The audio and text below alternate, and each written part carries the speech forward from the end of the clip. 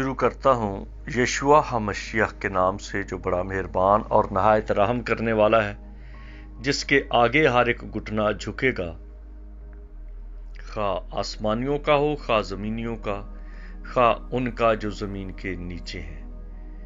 MCM university کے تمام students اور مبارک منسٹری میں خدمت کرنے والے بھائیوں بہنوں کو سلام، شالوم، جے مسیح کی۔ میرے دوستو، آج کا ہمارا جو ٹاپک ہے وہ محبت کی پیدائش کے تعلق سے ہے کہ محبت کو کس طرح سے پیدا کیا جا سکتا ہے اور کون پیدا کرتے ہیں اور کون ہیں جو بھانج ہیں۔ جیسے کئی دفعہ میں ذکر کرتا ہوں کہ اگر کوئی جوڑا بڑا خوبصورت ہو، یعنی کہ کپل، میاں بیوی، بڑے جوان ہوں، بڑے خوبصورت ہوں، بڑے ہینڈسم ہوں، بڑے انٹیلیجنٹ ہوں، بڑا پیسہ ہو ان کے پاس، بڑی جائیداد ہو، ہر طرح کی ویلتھ ہو، لیکن اگر ان کے اندر نسل بڑھانے کا کوئی بھی آثار دکھائی نہ دے، یہاں تک کہ ڈاکٹر بھی ایسا نہ کر سکیں، کیونکہ آج کل ہوتا ہے نا، میں اس کی تعلیم نہیں دینا چاہتا کہ بچہ کس طرح سے آپ کر سکتے ہو، یہ کہ وہ یہ اور محکمے ہیں، نالج ہے میرے پاس، بتا سکتا ہوں، لیکن میں آپ کی توجہ رکھنا چاہتا ہوں کہ جس بات پر میں آپ کا دھیان لگانا چاہتا ہوں اسے سمجھنا ضروری ہے۔ ہر ایک محکمے کا الگ الگ فنکشن ہے، لیکن سب کے سب اپنے ملک کے لیے، اپنے گھر کے لیے، اپنے خود کے لیے کام کر رہے ہیں۔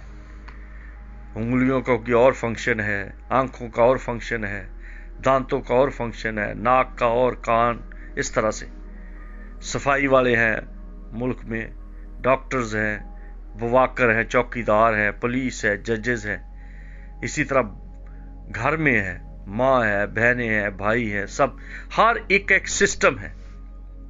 لیکن اگر کوئی اس سسٹم میں فٹ نہ آئے، بغاوت کرے، تو اس کو یا جیل میں ڈال دیا جاتا ہے، یا اس کو مار دیا جاتا ہے، یا اس کو ملک بدر کر دیا جاتا ہے۔ گھر ہو یا خاندان ہو یا انسانی باڈی ہو، جو صحیح کام نہ کرے، کوئی بھی آرگن وہ خرابی پیدا کر رہا ہو، تو اسے نکالا جاتا ہے، اسے کاٹا جاتا ہے، الگ کیا جاتا ہے۔ اس لیے کمپلیٹ جوڑا وہی ہے جن کے بطن سے اولاد آگے بقا پیدا ہوتی ہے، زندگی کا چشمہ چلتا رہتا ہے، یہ نہیں کہ سوکھ جاتے ہیں۔ خوبصورتی، جوانی، پیسہ، ہر طرح کے رنگ، ہر طرح کی کشش، یہ وقتی ہے، فار ایور نہیں ہے۔ انسانی زندگی میں 70-80 سال، داؤد کہتا ہے 70 ورے طاقت ہو تو 80، لیکن اس کے بعد اگر آپ کے بطن سے، آپ کے جسموں سے کوئی نئی زندگی نے جنم نہیں لیا، تو یہ رک جائے گا، سارا نظام، سارا سسٹم، پرندوں کا بھی اور درختوں کا بھی اور انسانوں کا بھی، یہ رک جائے گا، ختم ہو جائے گا۔ جو بنانے والا ہے اس نے اس طرح سے بنایا ہے کہ یہ کبھی نہیں رکتا۔ لیکن اب کچھ ایسے لوگ ہیں جو بچے پیدا نہیں کرنا چاہتے، لڑکیاں اولاد نہیں پیدا کرنا چاہتی، لڑکے اولاد نہیں پیدا کرنا چاہتے، اگر سارے کے سارے ایک ٹائم آ جائے کہ ایسے ہی ہو جائے، اسی طرح اسی راہ پر چل پڑے، تو کیا بنے گا؟ جیسے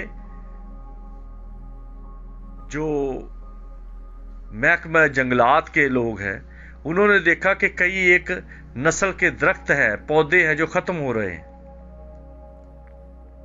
کیونکہ ان کا مادہ ان کے ساتھ نہیں۔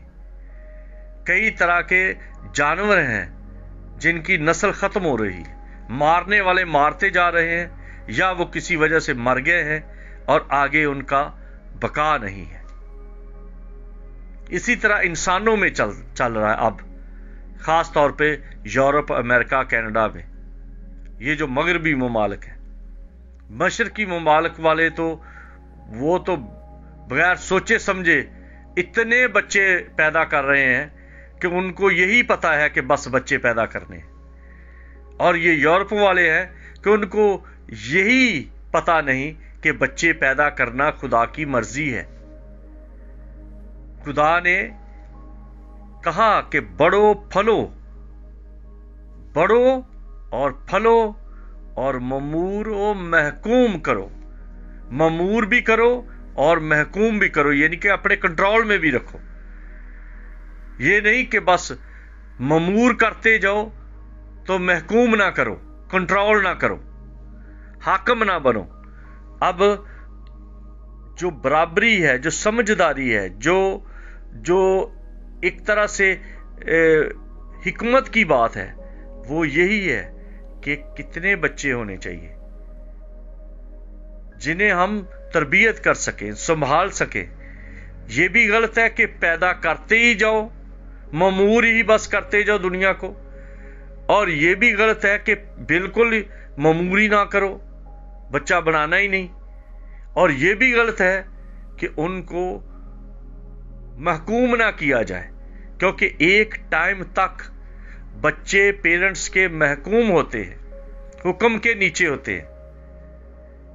اگر وہ بچے اپنے والدین کے محکوم نہ ہوں، بیوی اپنے شوہر کی نہ سنے اور بچے اپنے ماں باپ کی نہ سنے، تو وہ کلچر خراب ہو جاتا ہے، وہ رسم و رواج خراب ہو جاتے ہیں، وہ زندگی کے سسٹم خراب ہو جاتے ہیں۔ اس لیے ہر کسی کو ایک حد تک سننا ہے۔ جیسے بچہ ایک حد تک ماں کی سنتا ہے، ماں اس کو دھوتی ہے، نہلاتی ہے بغیر اس کی مرضی کے، نہلاتی ہے، پاؤڈر لگاتی ہے، نیپکن چینج کرتی ہے، کپڑے بدلتی ہے۔ پھر ایک ٹائم پہ اس کے نیپی ختم ہو جاتے ہیں، پھر وہ ٹوائلٹ خود جانا شروع ہو جاتا ہے، پھر اس کے بعد وہ اپنے سارے سسٹم کو خود چلاتا ہے، پھر وہ بڑا ہو جاتا ہے، پھر اپنے کئی فیصلے بھی خود کرنا شروع کر دیتا ہے۔ پھر ایک ٹائم آتا ہے ان فیصلوں کو کنٹرول بھی کرتا ہے، ان پر کام بھی کرتا ہے۔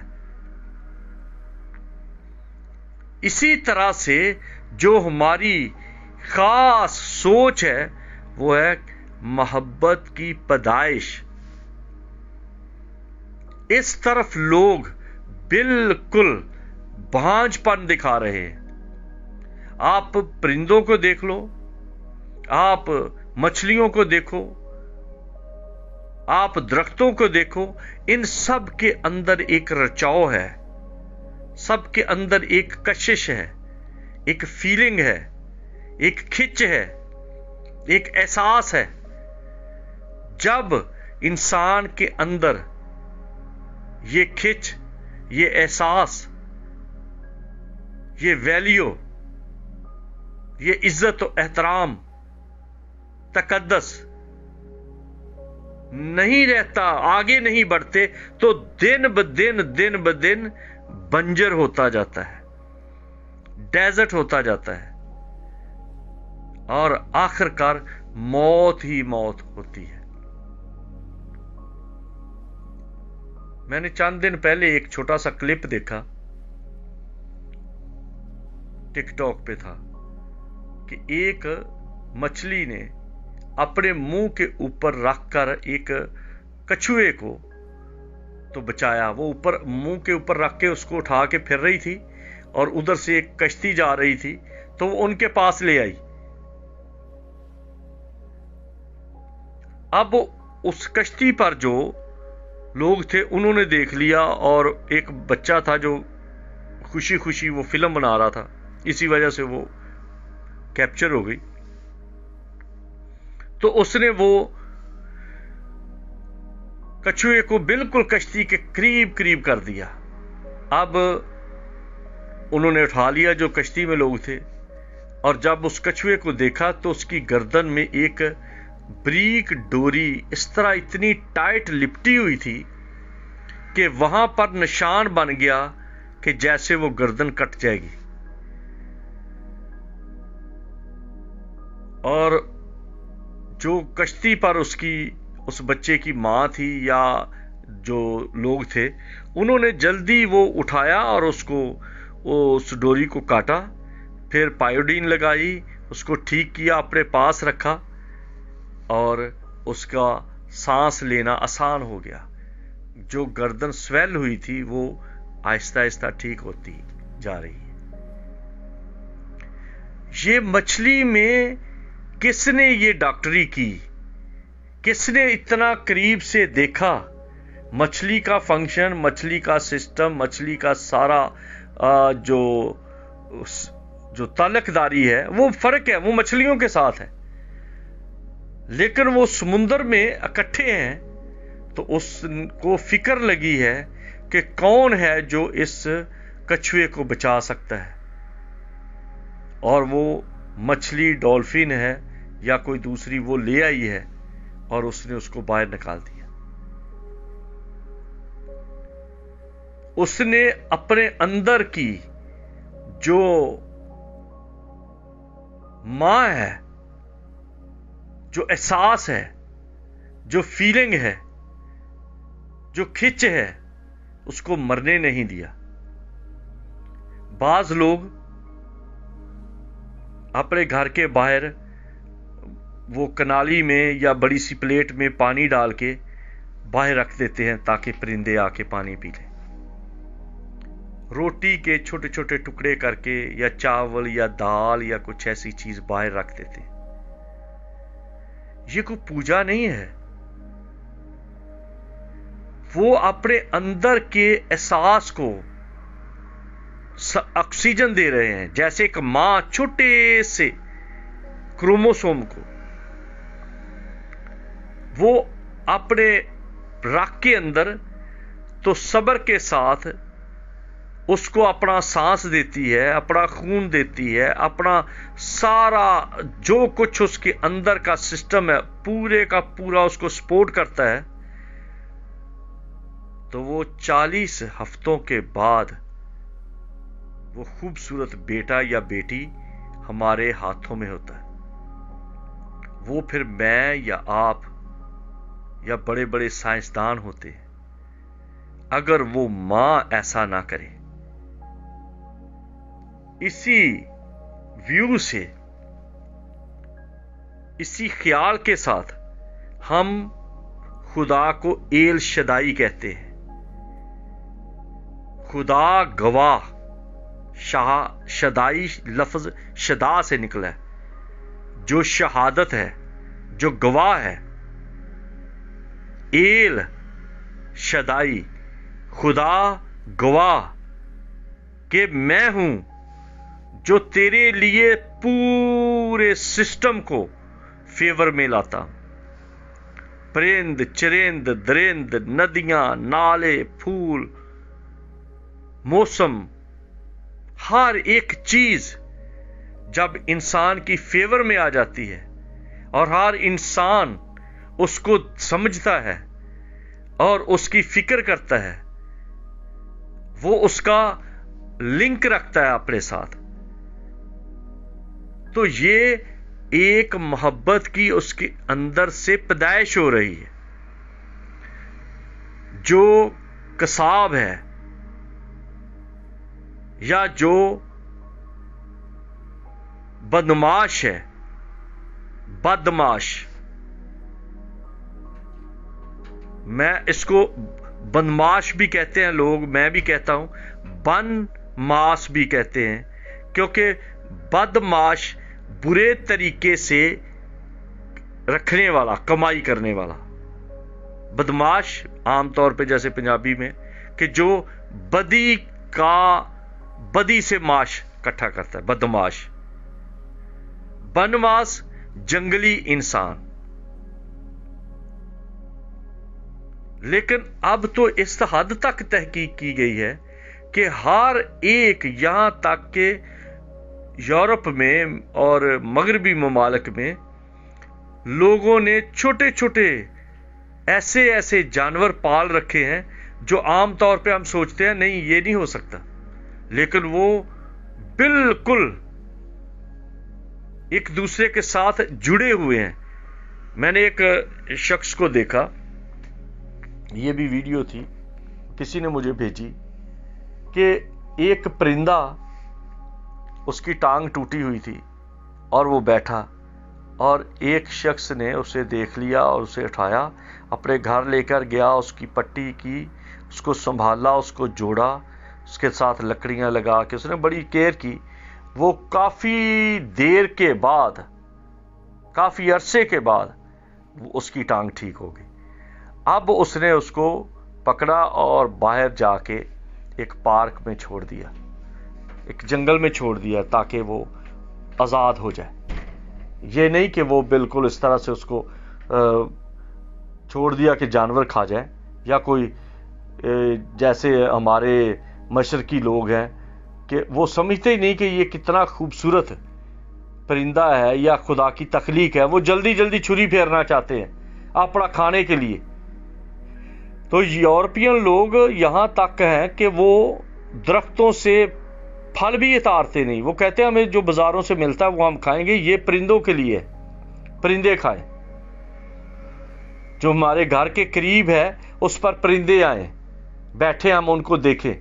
तो उस शख्स ने जब वो परिंदा छोड़ दिया तो अपने घर जाने लगा, तो देखा कि वो उड़ रहा है ऊपर फिजा में, तो अपने मालिक को देखता जा रहा है।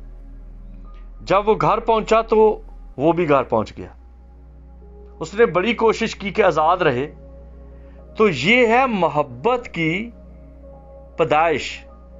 जब आप मोहब्बत को पैदा कर चुकते हैं परिंदों के लिए और इंसानों के लिए और दरख्तों के लिए, बहुत सारी मिसालें हैं। अगर मैं मिसालें देता जाऊं तो आप हैरान हो जाएंगे कि अगर आप इतने ज़्यादा सेंसिटिव हो जाएं कि आप अपने घर में देखें कि जब किसी पौधे के पत्ते कमला जाते हैं तो वो आपका ध्यान एक तरफ एकदम उसकी तरफ जाता है, तो वो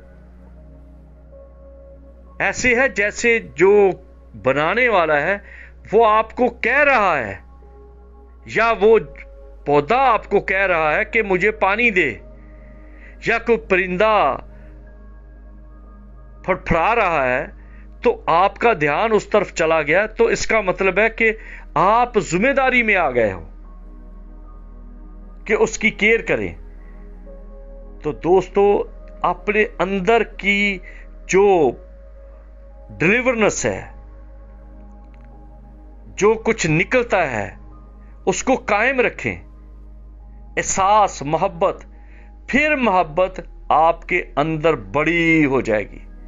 मसीह ने इसी मोहब्बत में अपनी जान दे दी। मैं अगर दूसरे मोहब्बत रखने वालों की बातें करूं तो लंबी स्टोरी बन जाएगी।